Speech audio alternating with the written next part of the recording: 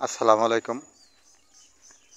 ছোটে মশফর আনোয়ারা বেগম নুরানিয়া হাফেজিয়া মাদ্রাসা মাদেশের ফিল্ডে পাট শাক করছে। দেখেন অনেক সুন্দর দেখা যায়। আমার মনে হয় এটাই আমি প্রথম দেখলাম কোনো প্রতিষ্ঠানের সামনে এভাবে পাট শাক করা। দেখতে অনেক সুন্দর লাগতেছে। দেখেন মাদেশের, আপনার কার কাছে কেমন লাগে এটা কমেন্ট বক্সে জানাবেন।